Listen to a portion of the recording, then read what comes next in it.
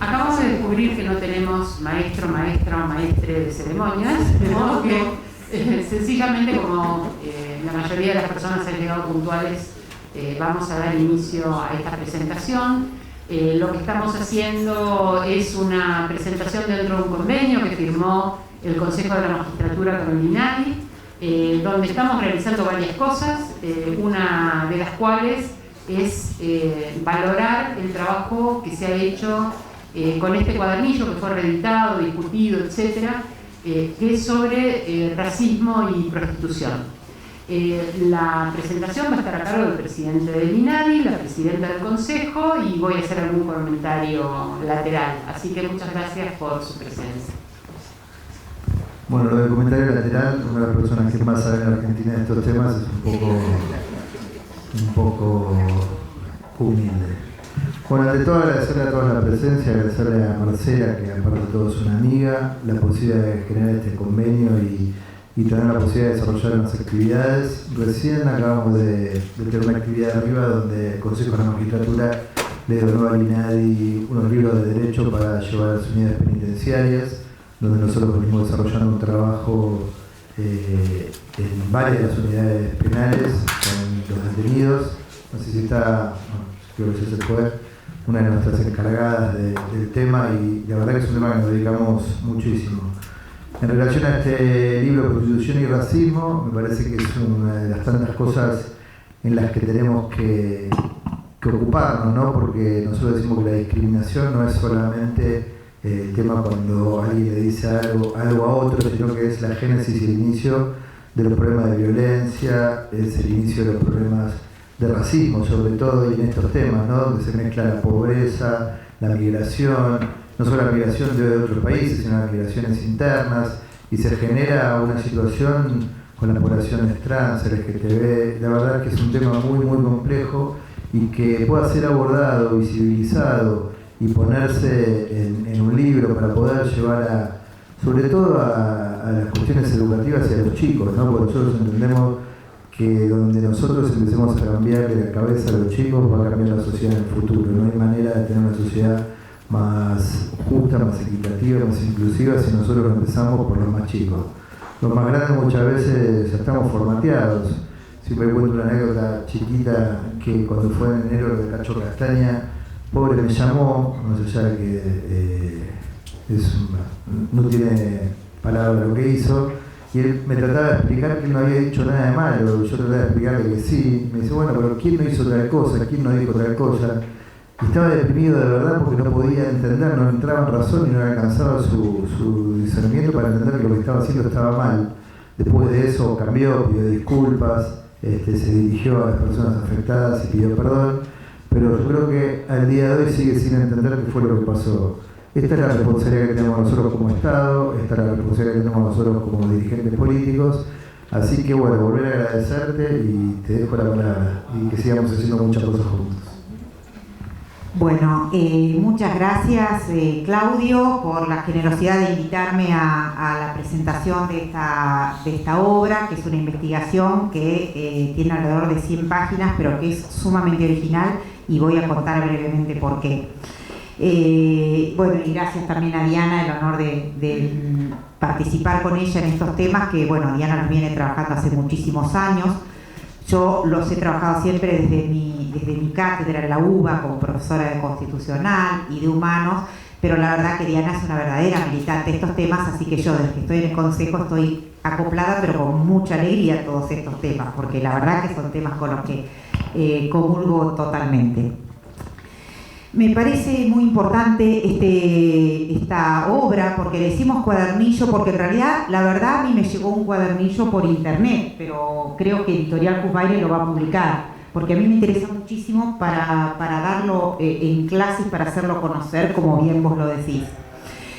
Básicamente, el cuadernillo tiene 6 capítulos y me parece, solo voy a mencionar algunas cosas que me parecen que son muy importantes porque uno cuando presenta un libro normalmente sí, presenta un libro para hablar bien, nunca, si no, no aceptás directamente. Hay muy pocos casos que se sientan acá y hablan más de un libro. Pero la verdad que no siempre decís que es muy original, porque a veces el libro puede ser muy bueno, pero por ahí el fuerte no es la originalidad. Esto sí, porque realmente trata temas que creo que en Argentina no hay otra obra, otra compilación de normativas, de jurisprudencia, de legislación, donde haga un entrecruzamiento de estos dos tipos de discriminación, racismo por un lado y prostitución por el otro. Entonces fíjense que no es un dato menor que cuando nosotros decimos los tratados de derechos humanos que tienen jerarquía constitucional, al margen de los generales, que todos te dicen sin excepción que todas las personas somos iguales y que no se puede discriminar haciendo discriminaciones activas o positivas en razón del sexo, de la religión, del idioma, ni discriminación racial de ningún tipo, ni étnica. No solamente lo repite la Convención para los Derechos del Hombre, y sería ahora de la mujer, lo que pasa que, bueno, un poco, salvando la diferencia de lo que contó él, del tema del Cacho Castaño, que tiene que ver con que son patrones culturales de otra época, porque esos convenios que son del año 48 habla de los derechos del hombre, pero hoy no se puede interpretar de otra manera, que son los derechos del hombre, de la mujer y de los géneros, más allá de esta cuestión binaria de hombre y mujer, que es lo que culturalmente estamos tratando de instalar o de poder cambiar, ¿no? Para proteger a otras minorías que no se encuadran en cuestión de género, ni en la categoría de hombre ni de mujer, como el caso de las chicas trans, travestis, transexuales, etc. De manera tal que, yo digo, no es casualidad que entre estos tratados de derechos humanos, aparte de los generales, que todos repiten la misma fórmula, hay 2 especiales, y 2 de los especiales son la no discriminación contra la mujer y la no discriminación racial. Entonces, fíjense si será original e importante un trabajo de investigación que entrecruce 2 de los tipos de discriminación que la Constitución consideró, o el constituyente consideró que eran de los más graves y tomó tratados especialmente para ello. El capítulo primero habla de la relación justamente entre racismo y la sociedad patriarcal, la sociedad machista, patriarcal, y a mí me importa decirlo porque que en todos los lugares que vamos y hablamos de los temas de género, a mí me importa destacar también que hay hombres, y esto se nota y se está viendo, que también están con una cuestión de género. No es una cuestión solo de las mujeres porque somos un grupo históricamente discriminados, o de minorías sexuales o raciales, etcétera, porque cuando el constituyente previó los grupos históricamente discriminados, dijo las mujeres, las personas con discapacidad, los ancianos y los niños. Pero lo cierto es que el tema de la lucha por los derechos de género viene hace muchos años, pero felizmente en estos últimos años, en estos últimos 5, 7, 10 años, se está visibilizando cada vez más, y es cuando estamos logrando muchos de los derechos que nos tenían, que el sistema nos debía a las mujeres, porque los derechos los tenemos por ser tales, y lo único es que no se nos reconocía, o teniendo el reconocimiento normativo no había acciones positivas, léase medidas que tienen que tomar los estados, políticas públicas para que se tornen efectivas esas normas, si no es solamente un decálogo de ilusiones, ¿no? Como digo siempre, citando al maestro Escota. Bueno, entonces este capítulo 1 explica cómo romper el orden binario, hombre-mujer, y trata de hablar de géneros. Hablamos de la persona humana y los derechos de la persona humana. El capítulo 2 habla de diferentes aproximaciones que pueden realizarse a toda la génesis de lo que implica y las implicancias que tiene la prostitución. Tiene una aproximación teórica con un contenido el punto de partida es la desigualdad que existe. Y acá viene con el punto 3, que es otro de los puntos, que es otro de los conceptos a los que se aproxima a través de la prostitución, que es el concepto de la relación con lo económico. Esto es la relación de dependencia que las mujeres o las chicas travestis o los hombres también tienen que vender sus propios cuerpos, cuando en realidad la mayoría de las veces ese aprovechamiento económico lo va a tener otra persona, que es la persona que realiza o trata de personas, que es un proxeneta, o sea que son personas que además están cometiendo un delito. Entonces esto va como de la mano, digamos. Después la parte histórica, es decir, una génesis de cómo es que hay varios mitos en relación al tema. No es casualidad que se dice históricamente que la prostitución es la profesión más antigua. Entonces, evidentemente este tipo de sometimientos han existido siempre. El tema es qué vamos a hacer nosotros para que haya un corrimiento de eso, porque todos sabemos que ese sometimiento, si bien los que adscribimos a la autonomía personal decimos cada persona tiene derecho a elegir su propia vida, su propio plan de vida, en la medida que tenga discernimiento, intención y libertad, acá vamos a una pregunta más allá, y es, las personas que ejercen la prostitución, ¿es una elección libre de coacción, como lo ha señalado Diana en otras oportunidades o como lo han señalado otros autores? ¿O son personas que han elegido eso porque no les queda otra, porque están totalmente excluidas del sistema? Entonces ahí viene la desigualdad. Al estar excluidos del sistema, están excluidos del ámbito laboral, y las personas tienen que vivir. Entonces muchas veces no les queda otra que vender sus propios cuerpos, porque es una manera de subsistencia. Ni que hablar que esto se agrava mucho más en la cuestión de las chicas que son travestis o transexuales, y en general en todas las personas que son sometidas a prostitución, al margen que podrá haber algunos casos muy puntuales que son elecciones personales, que yo entiendo que el Estado no lo podría cuestionar, pero el problema de fondo son las desigualdades y por qué eligen, porque no tienen otra posibilidad, pues están totalmente fuera de todo sistema de salud, de educación, de trabajo, etc. El capítulo 3 desarrolla la problemática de la discriminación y la vulneración que afecta justamente a personas de género travesti, transexuales y transgénero. Y justamente yo decía, no sé si lo hicieron por casualidad, pero la verdad me encanta que hoy presentemos este libro, porque mañana, no creo que sea casualidad, Claudio, que mañana es el Día Internacional del colectivo LGBT, que se cumplen 48 años, o sea, casi medio siglo, de aquellos disturbios que se produjeron en la ciudad, creo que es, cerca de Nueva York, en Estados Unidos, cuando empezó la militancia de las personas homosexuales por el reconocimiento de sus derechos. Y mañana, a raíz de eso, que se festeja un Día Internacional en todo el mundo del colectivo LGBT. Entonces, hoy me parece que presentar este libro está directamente relacionado, ¿no? El capítulo 4, no de casualidad, se titula Sobrevivientes de la prostitución, sus voces. Y la verdad que es emocionante. Yo no pude leer todos los testimonios, no les voy a mentir, pero leí un par de testimonios que realmente te cuentan las cosas que padecen las personas que realmente tienen que ejercer la prostitución como única salida para poder tener un sustento, para poder vivir. Además, lo que cuentan que los índices que tienen de embarazos no deseados, contagios de HIV y otras enfermedades venéreas, tienen altísimas tasas de mortalidad mucho más joven que otras personas, sobre todo en el caso de las chicas trans, femicidios, el término que acuñó Diana, que lo diga ella, travesticidio, transfemicidio. Exactamente. Ya lo definimos, pero la elección fue de las organizaciones. Bueno, son todas cuestiones que se derivan de una problemática que el Estado tiene que resolver.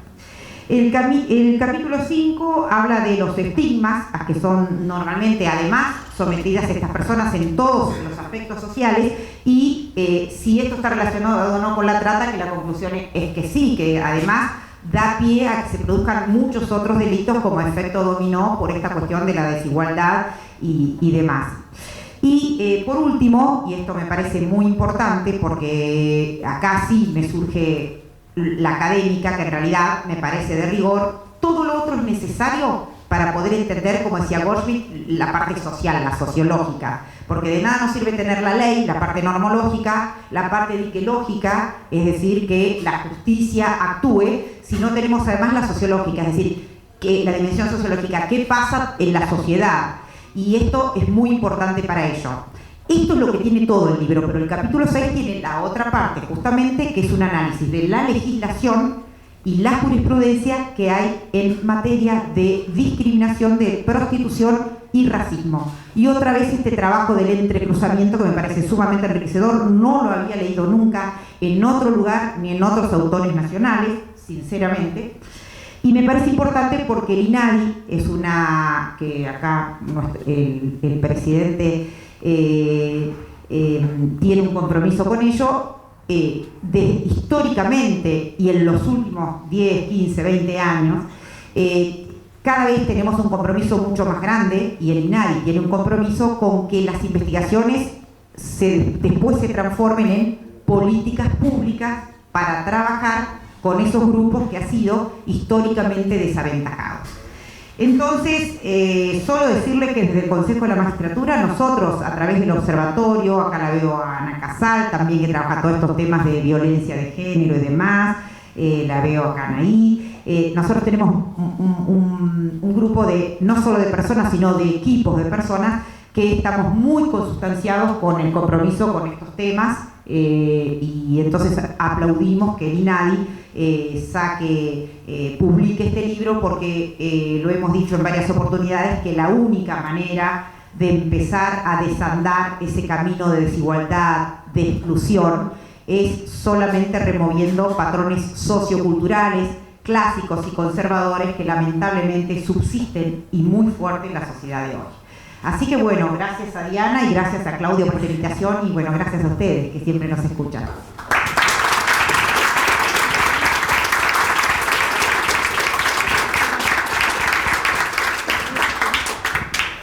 Bueno, lo primero que quiero resaltar es la valoración del trabajo que ha hecho el INADI y las condiciones en las que se expresa el trabajo de investigación que hay en este cuadernillo.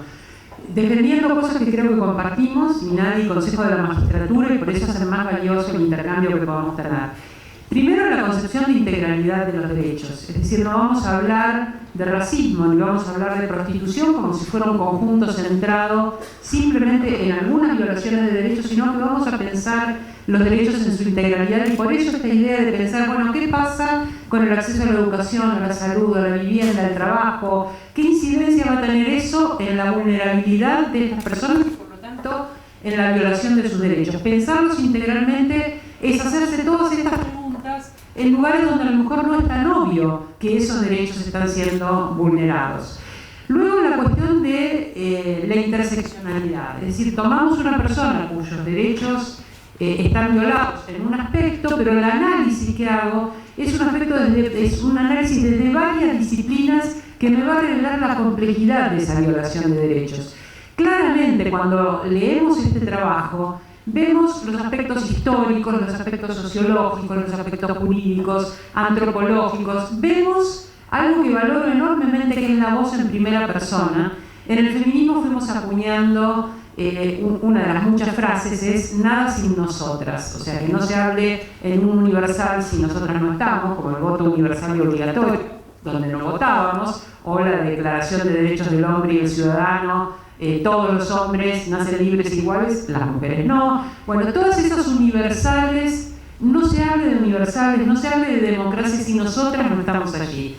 Estamos discutiendo en este momento una ley que ha logrado media sanción, que es la ley de aborto legal, seguro y gratuito, Es casi inconcebible, pensando en una democracia del siglo XXI, que las mujeres no hayamos podido estar en esos debates. Se discutió sobre cuestiones que nos afectan de manera casi exclusiva, junto con otros cuerpos gestantes, pero fundamentalmente las mujeres, una decisión que es un conflicto moral específico de las mujeres, y las mujeres no podíamos participar en debatirlo, es decir, estábamos sistemáticamente bajo tutela. Esta tutela que tenemos tan clara las personas que trabajamos con una perspectiva de género y una perspectiva feminista dentro de las políticas públicas, no la trasladamos a otros colectivos. Es decir, por eso aclaraba que la definición de travesticidio y transfemicidio la hicieron las propias organizaciones. Fuimos acompañando esa definición. El capítulo sobre las voces en primera persona de las víctimas es un capítulo fundamental para no pensar que vamos a discutir algo tan complejo como es la prostitución sin las voces de las personas que le han puesto el cuerpo a esta situación desigual. Es decir, no voy a discutir la prostitución desde una legalidad abstracta, porque esa legalidad abstracta está hecha a la medida de un sujeto hegemónico que es masculino, entre otras hegemonías. Por lo tanto, si bien los hombres tienen que participar en estos debates, lo cierto es que los hombres son los beneficiarios del sistema prostituyente y que es muy difícil renunciar a los privilegios. Lo sé porque hace 30 años que trabajo dentro del feminismo con varones. Entonces, acompañar a las mujeres a una marcha, ponerse un pañuelo verde, todo bien. Renunciar a privilegios, empezamos a estar en condiciones difíciles. Y renunciar al privilegio de la prostitución me ha pasado discutiéndolo como legisladora en la legislatura de la Ciudad de Buenos Aires, que éramos compañeros con Claudio Gressman. Discutir que no se le podía bajar los impuestos a lugares que no figuraban, pero eran prostíbulos, no figuraban en la hacienda tarifaria, pero claramente un rubro que tiene en común aquello que no se dice. Cabaret, nightclub, casas de masajes, saunas. ¿Por qué whiskería? ¿Por qué esto está en el mismo rubro? Está en el mismo rubro porque ahí lo que no se dice es lo que lo significa. ¿Con qué criterio le vamos a bajar ese impuesto? ¿Quién se beneficia económicamente de la explotación de la prostitución? ¿Quiénes son socios? Acaba de hacerse en Tierra del Fuego un juicio, el juicio de Alicia Quinan, en el cual ella no solo denuncia a sus proxenetas, sino que denuncia al Estado por ser socio de sus proxenetas. Porque el Estado no solo por omisión no protegió a las personas que debía proteger de la explotación sexual, sino que el Estado se benefició económicamente cobrando una libreta sanitaria, cobrando al hospital público los análisis frecuentes que estaban obligadas a hacer sin pagar con el dinero que obtenían de la prostitución. Ellas lo tenían que pagar. Si no los hacían con la frecuencia necesaria, los inspectores les cobraban una multa que ellas tenían que pagar. Es decir, que el Estado además recibía dinero legalmente como socio de las proxenetas, y legalmente ya sabemos cómo funciona. Entonces estoy hablando de las condiciones explícitas. Quiere decir que son muchas las maneras en que una justicia patriarcal se beneficia con la explotación de la prostitución. Los proxenetas no son solo los beneficiarios directos, quien obtiene dinero y quien es prostituyente, hay muchos beneficiarios indirectos. Y esto es un sistema que es muy difícil romper porque hay muchos privilegios. Entonces, los varones además han aprendido un tipo de masculinidad que se expresa con la disponibilidad de los cuerpos de las mujeres. Han aprendido en su masculinidad a discernir qué cuerpos están disponibles y cuáles no, a diagnosticar cuándo pueden o no ofrecer dinero o apropiarse de un cuerpo. Los cuerpos feminizados, acá están en uno de los capítulos precisamente, en el que tiene que ver con diversidad de género, con mujeres transgénero, travestis y con transexuales, es decir, cuerpos feminizados, aparecen en más de un 90% en situación de prostitución. Esto quiere decir que cuando esa persona es vista en un ámbito público, los varones que la ven como un cuerpo accesible, porque en el 90 y pico % de los casos eso es ese cuerpo cuando circula. No es un cuerpo igual a otros cuerpos, no es una subjetividad igual a otras subjetividades. ¿De qué manera entonces se hace esta selección y se aprende esta selección? Es algo en lo que consiste la educación sentimental de los varones y no la de las mujeres. La de las mujeres consiste en tener el recato como para que no nos ocurra que seamos mal interpretadas en esa disponibilidad. Entonces no se trabaja sobre el abuso de apropiación, se trabaja sobre que el único límite es el que las mujeres podemos poner con una expresión recatada que no dé lugar a equívocos. Porque de otra manera, y la justicia no es ajena a esto, un cuerpo vulnerado va a ser en realidad objeto de una inquisición acerca de cómo iba vestida, qué hora era, si había bebido una copa, si había subido un auto, etc.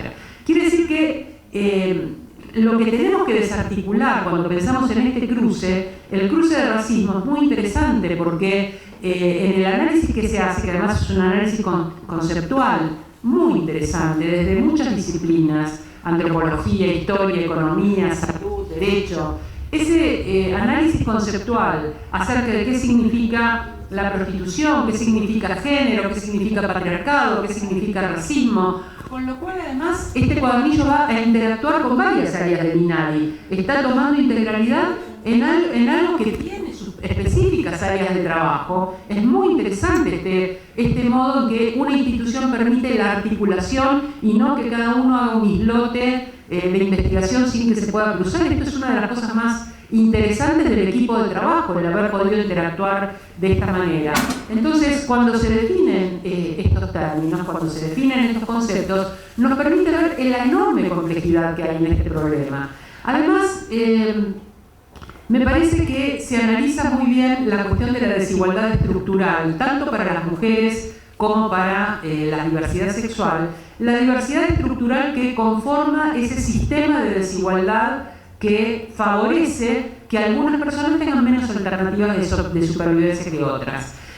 La cuestión del tipo, esa vulnerabilidad, esa diferencia estructural, hace que haya una mayor, por supuesto, vulnerabilidad de las mujeres, pero hace que en las travestis, transgéneros y transexuales esas mismas condiciones, por ejemplo, salud, educación, vivienda, trabajo fundamentalmente porque es una condición básica de la supervivencia, y si bien tenemos leyes de equidad en el trabajo, no se cumplen, hay brecha salarial de un 27% entre varones y mujeres, hay dificultades para el acceso al trabajo de las mujeres, hay mayor trabajo informal, mucha mayor la tasa de trabajo informal en mujeres que en varones. Entonces encontramos muchas condiciones en las cuales, aún accediendo al trabajo, esas condiciones son peores. En el caso de personas trans, mucho peor, porque se agudizan esas formas tradicionales de discriminación de lo femenino en la sociedad, y además tienen sus propias formas de vulneración por ser personas transgénero y travesti. Quiere decir que tenemos las dos cosas: formas potenciadas de la discriminación de género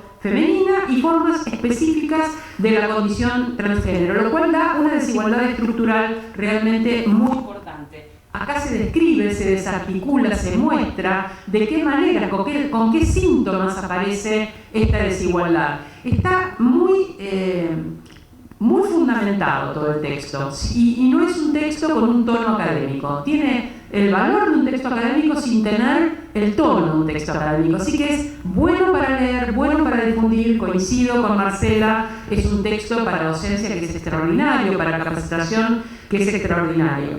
El capítulo de voces de las sobrevivientes me parece muy importante, porque la voz en primera persona, que muchas veces quienes trabajamos en estos temas hemos apelado a esa voz en primera persona, da algo que es intransferible, que es la experiencia, el no ser enunciadas por otros o por otras, el no ser sustraída esa experiencia, y mucho menos que esa experiencia vaya a fortalecer el prestigio o las capacidades de quienes académicamente hacen una especie de explotación de algunas condiciones de vulnerabilidad, yendo a comunidades que tienen dificultades sociales, extrayendo los datos y después obteniendo jerarquías académicas o dinero o prestigio a partir de exponer esos datos en otros ambientes sin devolución de mejora de condiciones a las comunidades originales. Entonces, me parece que es muy reveladora, además, esta voz para contrarrestar algo que viene sacudiendo muchas veces de manera violenta el debate sobre la prostitución. Y esto tiene que ver con uno de los capítulos, que es el capítulo sobre legalidad, el último capítulo. Por varias cosas, porque no se elude en este texto ninguna de las complejidades que tiene este tema. Se enuncian, se refiere bibliografía, y se toma posición claramente, porque nuestro país es un país abolicionista. Nuestra legalidad es una legalidad abolicionista. Esto quiere decir que las personas que están en prostitución se van a considerar víctimas de un sistema prostituyente, y que lo que el Estado tiene que hacer es proteger a las víctimas de ese sistema y perseguir a quienes lucran con ese sistema. Lo que en la realidad ocurre es muy diferente. En la realidad ocurre, por ejemplo, que la ciudad de Buenos Aires tiene un código contravencional con un artículo, que no sé si sigue siendo el 81, sigue siendo el artículo 81, que es un artículo que penaliza la oferta y demanda de sexo en la calle. Esto se hizo en los años 90, en ese momento, al comienzo de los 90, en ese momento yo era defensora del pueblo, desde la Defensoría del Pueblo denunciamos la inconstitucionalidad de este artículo, porque lo que se estaba prohibiendo o transformando en un delito contravencional era algo que no era un delito. Es decir, estoy transformando algo que no es un delito en algo que va a ser penalizado. La prostitución no es un delito, lo que es un delito es la explotación sexual, el someter a alguien a la prostitución, el lucrar con la prostitución ajena, etc. Cuando prohibimos la prostitución callejera, lo que hacemos es forzar que esas personas que no tienen otra alternativa que la prostitución vayan a un sistema prostituyente que las explotan, es decir, que vayan a un prostíbulo, con el agravante de que los prostíbulos sí están prohibidos y sin embargo el Estado no los persigue. Entonces se persigue a quien no está cometiendo un delito, se fuerza al corrimiento de esa prostitución a un sistema de explotación y no se persigue el sistema de explotación. Es un combo perfecto. Cuando pensamos dónde van a parar esas actas contravencionales, hicimos una investigación en la Defensoría del Pueblo, volvimos a hacerla cuando fui legisladora e intenté infructuosamente derogar el artículo 81 y lo volvimos a hacer recientemente actualizando esas cifras. ¿Cuántas de estas actas contravencionales que labra la justicia contravencional terminan en una presentación judicial? Poquísimas, menos del 10%. ¿Cuántas de esas que entran al sistema legal tienen una sanción? Menos del 2%. ¿A quién penalizan esas que finalmente sí tienen una sanción? Y acá voy al acierto absoluto de este cuadernillo. A las migrantes travestis. Es decir, estoy en una situación de discriminación étnica, de vulnerabilidad por migración, de vulnerabilidad por identidad de género, y estoy penalizando a esos sujetos que son los más débiles del sistema, de los que puedo obtener dinero. Porque una trampa de este código contravencional es que en el mismo artículo penaliza oferta y demanda. Entonces cuando vemos quiénes son penalizados, vemos hombres y mujeres, pero no son hombres consumidores y mujeres que ofrecían. Son varones en sus documentos que en realidad encubren una identidad travesti o trans porque no han hecho su cambio de identidad. Entonces se está penalizando muy fundamentalmente a personas que ofrecen prostitución. A quien demanda se le dice: te va a llegar un acta a tu casa y no te conviene porque va a decir que estabas demandando prostitución, entonces mejor nos pagás. Es decir, la corrupción policial, el haber establecido una zona roja como solución. ¿En qué lugar donde hay libre circulación de personas que no cometen delitos se les obliga a encerrarse en un lugar? ¿Por qué tendrían que estar encerradas en una zona roja? ¿Por qué no pensamos que esa comodidad de recolectar allí el dinero que recolectan, traficar allí las drogas que trafican, en realidad está hecho para extremar la explotación y no para beneficiar más que a los prostituyentes y no a las personas que están en prostitución? No puede ocurrir, y por eso hice también la comparación con el aborto, no puede ocurrir que el Estado aparezca para prohibir cuando no apareció previamente ninguna de las instancias que permitirían que la salida vital de una persona o la resolución de conflictos personales de alguien fuera otra. El Estado aparece para prohibir cuando no apareció para posibilitar un abanico mucho más amplio en la deliberación racional con la que resolvemos nuestras acciones y optamos por ciertos puntos de vista y ciertas salidas.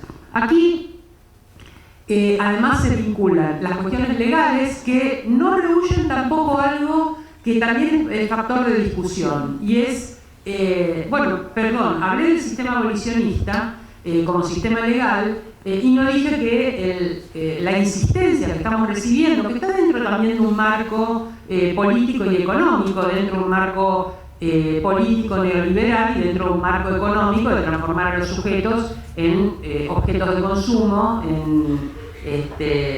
en mercancías, que es la idea de que la prostitución podría ser algo así como un trabajo y que lo que hay que hacer es regularla. Yo creo que esto es sumamente riesgoso. Esta idea, este lenguaje que transforma al prostituyente en un cliente, al proxeneta en un empresario, y se le dice a la persona en prostitución que es una trabajadora sin ninguna de las garantías de derechos antes de llegar a esa condición y ver si realmente está haciendo el contrato que quiere hacer en su vida. Entonces, por eso las voces de pensar el sistema legal, pero pensar las voces de las personas que están en prostitución me parece muy, muy importante, porque algunas personas privilegiadas en muchos aspectos o que están financiadas para eso, pueden promover un rol que resulta más agradable de escuchar que la víctima, resulta más divertido escucharla, alguien que banalice, que haga glamorosa una vida en prostitución. Desafortunadamente, esa es una práctica que está teniendo lugar en las universidades, en las escuelas,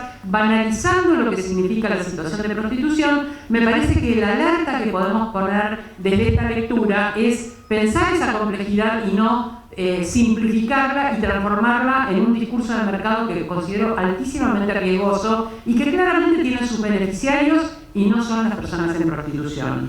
Cuando se analiza el sistema legal no se rehúye, decía, pensar la relación entre prostitución y trata de personas. Y me parece muy importante, porque a veces se dice, bueno, son dos cosas diferentes. La prostitución no es un delito, la trata de personas es un delito. Pero es de aquí que en la trata de personas interviene la justicia federal. Pero en la explotación de la prostitución debe intervenir la justicia local de cada lugar. Y cuando no hay trata, las justicias locales dicen, bueno, no hay trata, entonces no hay nada que hacer. Cuando hay trata, lo derivan a la justicia federal. Y no hay una intervención fuerte en la cuestión de explotación como sí debería haber. Pero a la vez, pensar esta diferencia no implica no pensar el vínculo que hay, y es un vínculo que está muy bien definido al comienzo del cuadernillo, cuando se define qué cosa es la prostitución, qué cosa es el sistema prostituyente, por qué lo pensamos dentro del patriarcado, dentro de los roles que se nos han asignado a las mujeres, los roles vinculados con la reproducción, los roles vinculados con el cuidado y también los roles vinculados con satisfacer el deseo sexual. Es decir, nuestros cuerpos están destinados a hacer la resolución de problemas de otros sujetos. Entonces, dentro de ese contexto, pensar la cuestión de la trata de personas es pensar algo que tiene que ver con la escasez cuando hay demanda. Si hay mucha demanda de prostitución y no hay suficiente oferta como para poder satisfacerla, se procede a un método ilegal para fortalecer el sistema prostituyente. Y ese método es la trata de personas. Lo vemos permanentemente cuando analizamos en algunas sociedades y en algunos sistemas que han decidido regular la prostitución, reglamentarla, que, por ejemplo, Holanda o Alemania, que son dos ejemplos usualmente puestos sobre el escenario para decir, bueno, esta podría ser una buena solución, pues las mujeres que están en prostitución en Alemania y en Holanda no son ni alemanas ni holandesas, son mujeres migrantes, y por eso la condición migrante y la condición étnica es tan importante para pensar con la racialidad estas dobles o triples subordinaciones que sufren las personas en prostitución. ¿Son mujeres latinoamericanas o son mujeres de Europa Oriental? Algunas veces mujeres asiáticas o africanas. Es decir, son mujeres que no son europeas. Cuando acá se comenzó a hablar de regular la prostitución, fue porque resultó escandaloso que hubiera lo que se llamaba trata de blancas. Hay todavía personas que la llaman así. La idea era, los cuerpos negros son cuerpos disponibles, ahí no hay nada que decir. Entonces, ¿cuándo hay algo que decir? Cuando empiezan a traerse mujeres europeas. Cuando la trata es de mujeres blancas, estamos ya utilizando mujeres que son de otros, son de señores europeos. Entonces acá me preocupo porque esa mercancía no la podemos circular de la misma manera.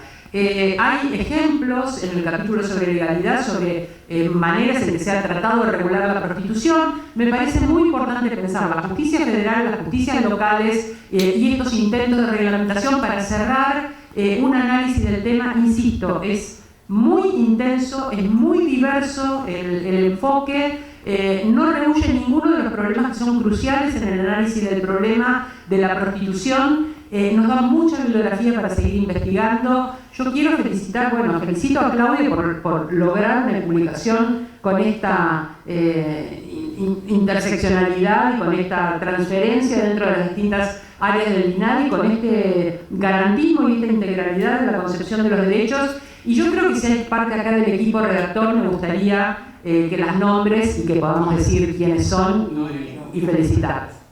Sí,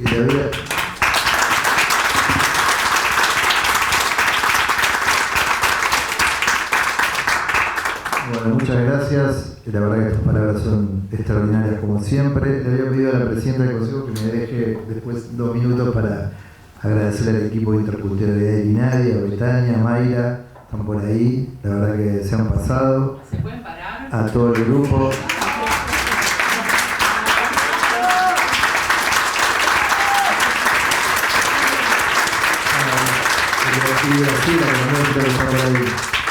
La verdad que nada, para mí es un honor y la verdad es que llegue al INADI, lo digo siempre, la decisión que tomé fue de que trabaje en las áreas y dar libertad para funcionar. De hecho, una de las primeras cosas que me preguntaron cuál era mi posición del aborto, apenas empecé, y yo en aquel momento dije que estaba a favor de la despenalización y que estaba dispuesto a discutirlo. No me podían creer, todavía no era ni idea el tratamiento, porque yo ya estaba en condiciones de plantearlo, y la verdad que creo que estas son cosas donde aquellos que tenemos hoy la responsabilidad, como tienen por ahí ustedes, de conducir un organismo, entender que el organismo es de los trabajadores de la gente, nosotros somos gente de paso que estamos para coordinar, y la verdad que nosotros trabajamos intersectorialmente dentro del INADI y fluye, y la verdad que nunca me he metido a decir esto sí, esto no, y he dejado que la cosa funcione. Así que agradecerte de nuevo a vos, Marcela, a vos, Diana, y a todos ustedes.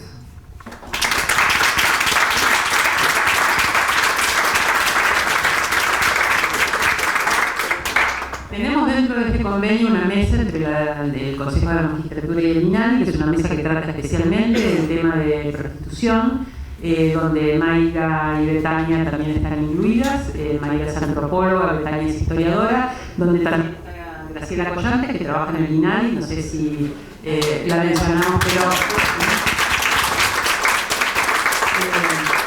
Graciela tiene mucho que ver con una lucha de muchísimos años como representante de una organización, Asociación de Mujeres Argentinas por los Derechos Humanos, AMAD, en una posición abolicionista consecuente y esforzada, y además han presentado un proyecto en la provincia de Buenos Aires para derogar el artículo que persigue la oferta y demanda de sexo, derogar el artículo que persigue la expresión de género, y también ofrecer políticas públicas integrales para las personas en prostitución. Una iniciativa formidable que ha entrado al Congreso. Gracias.